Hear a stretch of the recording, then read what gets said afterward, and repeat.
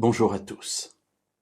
Si vous êtes parent ou si vous connaissez des petits-enfants avec lesquels vous avez eu l'occasion de jouer à cache-cache, je suis persuadé que vous avez déjà vécu cette situation.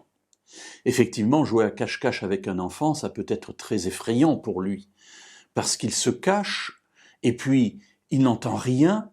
Et puis tout d'un coup on arrive, on le découvre et ça lui fait peur. Ou au contraire, c'est lui qui doit chercher les personnes qui sont cachées et ce silence lui fait peur, l'absence lui fait peur. Alors que faisons-nous en tant que parents?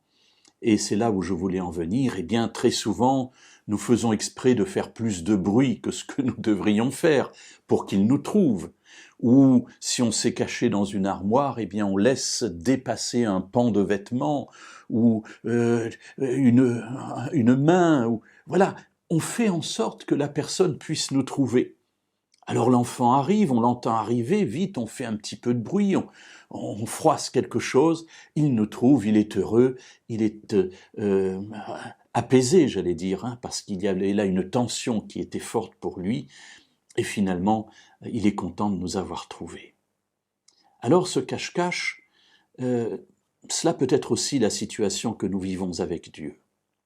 En fait, lorsque Dieu va parler à Israël, il va lui dire tu t'es tellement mal comporté avec moi que je vais laisser maintenant les nations qui veulent te dévorer faire ce qu'elles veulent faire. Auparavant, je te protégeais, mais tu ne veux pas de moi.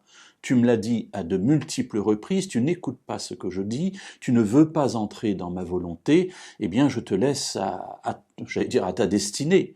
Et comme tu es un tout petit peuple et que à côté de toi il y a de grandes nations, eh bien elles vont venir détruire Jérusalem et emmener en exil toute la population. Et c'est ce qui se passe du temps du roi Nebuchadnezzar, du roi babylonien. Et Dieu donne un message au prophète Jérémie qui est resté en Judée, qui est resté dans les environs de Jérusalem, et Dieu va annoncer pour le peuple qui est parti en exil en Babylonie, il va annoncer une parole. Dans le chapitre 29 et au verset 12 et suivant, Dieu dit « Lorsque vous serez ainsi en exil, vous m'invoquerez et vous pourrez partir. Vous intercéderez auprès de moi et je vous exaucerai. Vous me chercherez et vous me trouverez, car vous me chercherez de tout votre cœur. Je me laisserai trouver par vous, oracle de l'Éternel, et je ferai revenir vos captifs. » Alors Dieu nous dit deux choses. D'une part, vous me chercherez de tout votre cœur. Mais il nous dit aussi une deuxième chose, et qui là le concerne lui. Il dit, je me laisserai trouver par vous.